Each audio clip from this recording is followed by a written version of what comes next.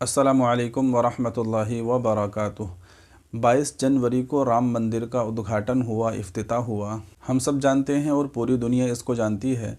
तो इस मौके पर जो एक मौलाना है वो बहुत ज़्यादा चर्चा में है और बहुत ज़्यादा उनकी बात हो रही है। मीडिया वगैरह पर ख़बरों में आपने देखा भी होगा कि मौलाना उमैर इलियासी उनका नाम है। वो वहाँ पर राम मंदिर के उद्घाटन में पहुँचते हैं और वहाँ पर जाने के बाद जो वहाँ के साधु संत हैं, वहाँ के लोग हैं, उनके साथ वो बैठते हैं, सेल्फ़ी लेते हैं, फ़ोटोज़ उनके वायरल होते हैं। और फिर वहाँ पर वो इंटरव्यू देते हैं कि मैं यहाँ पर जो आया हूँ अपने देश के अंदर अमन और शांति ताकि कायम हो, इस बिना पर मैं यहाँ पर आया हूँ। और उन्होंने इंसानियत को सबसे ऊंचा मज़हब बताया है कि इंसानियत सबसे ऊंचा धर्म है, सबसे ऊंचा मज़हब है, इंसानियत को सबसे ऊंचा होना चाहिए। तो इस तरह की उन्होंने बातें की, तो मीडिया वगैरह पर आपने वो सारी ख़बरें देखी होंगी।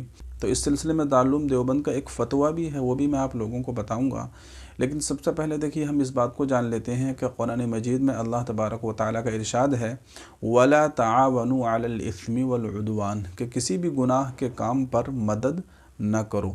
तो अल्लाह तबारक व तआला ने गुनाह के काम पर मदद ना करने को कहा है। अब ज़रा आप सोचिए कि पूजा पाठ करना, अल्लाह तबारक व तआला के अलावा किसी और को अपना माबूद बनाना और किसी और के सामने सजदा रेज़ होना, किसी और के सामने सजदा करना, ये तो गुनाहों में सबसे बड़ा गुनाह है। इसी को अल्लाह तबारक व तआला फरमाता है कि इन्न शिर्क लज़ुल्मुन अज़ीम, कि शिर्क जो है ये सबसे बड़ा गुनाह है। तो वहाँ पर यही सारा काम होता है, शिर्क होता है, अल्लाह के अलावा किसी दूसरे की इबादत की जाती है। तो ये जो मौलाना हैं वहीं पर जाते हैं, उन लोगों की तायद करते हैं और उस पर ये राज़ी हैं, खुश हैं और उनका ये साथ देते हैं। तो ज़ाहिर है कि गुनाह के काम पर किसी की मदद करना, उसका साथ देना, ये इस्लाम के अंदर बिल्कुल भी जायज़ नहीं है। आप गैर मुस्लिमों का साथ देना चाहें तो वैसे ही उनके साथ आप हमदर्दी के साथ पेश आएँ, अखलाक के साथ पेश आएँ, इंसानियत के साथ पेश आएँ। ये सारे काम आप उनके साथ कर सकते हैं। लेकिन उनके मजहबी त्यौहार में शिरकत करना, ये तो बिल्कुल भी जायज़ नहीं है, हराम है और नाजायज़ है। अब आइए इस सिलसिले में दारुल उलूम देवबंद का फ़तवा क्या है वो हम जान लेते हैं।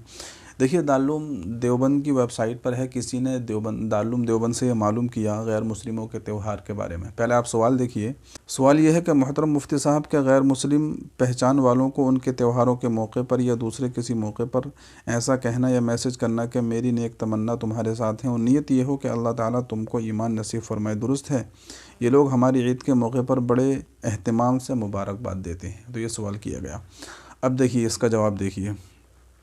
जवाब ये दिया है कि हिंदुओं के यहाँ जो चूँकि वहदत अदियान का नज़रिया पाया जाता है, यानी मतलब ये है कि हिंदू लोग तमाम दीन को यानी तमाम मज़हब को बराबर समझते हैं कि सब बराबर हैं, ठीक है।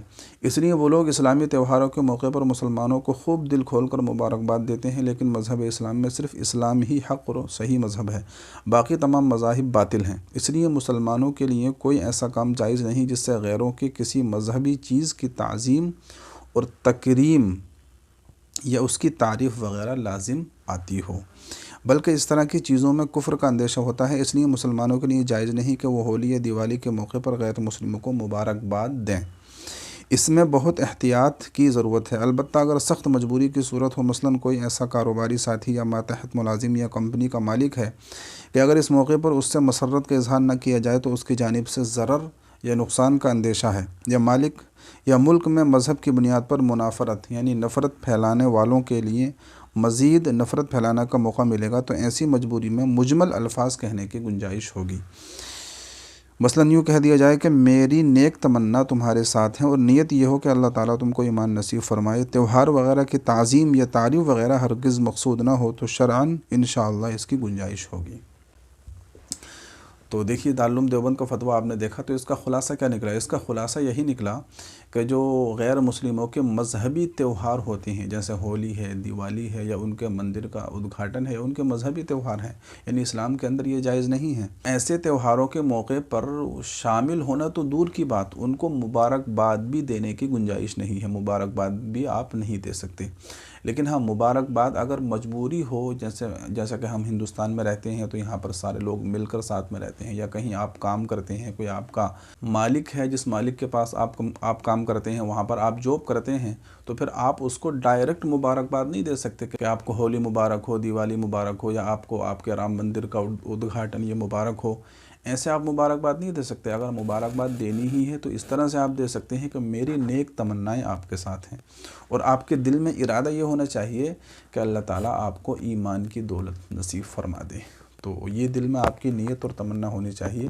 تو اس طرح سے ان الفاظ کے ساتھ آپ مبارکباد دے سکتے ہیں. لیکن خود وہاں پر شرکت کرنا، وہاں پر شریک ہونا، ان کو مبارکباد دینا، اور پھر یہ کہنا کہ انسانیت سب سے بڑا دھرم ہے، انسانیت سب سے بڑا مذہب ہے، تو یہ تو بالکل ناجائز اور حرام ہے. اس لیے کہ اللہ تبارک و تعالیٰ نے قرآن مجید میں ارشاد فرمایا ہے کہ ان الدین عند اللہ الاسلام، کہ اللہ تبارک و تعالیٰ کے نزدیک جو صحیح دین ہے وہ دین اسلام ہی ہے. ومن یبتغی غیر الاسلام دینا فلن یقبل منہ، اور اگر کوئی دین اسلام کے علاوہ کسی اور کو اختیار کرے گا، اس کو پسند کرے گا، تو پھر وہ اس سے ہرگز بھی قبول نہیں کیا جائے گا. اور کل قیامت کے دن وہو فی الآخرۃ من الخاسرین، اور کل قیامت کے دن وہ خسارہ اٹھانے والوں میں سے ہوگا، نقصان اٹھانے والوں میں سے ہوگا. تو انسانیت کو سب سے اونچا مذہب ماننا، انسانیت کو سب سے اونچا مذہب کہنا، یہ تو بالکل بھی جائز نہیں ہے.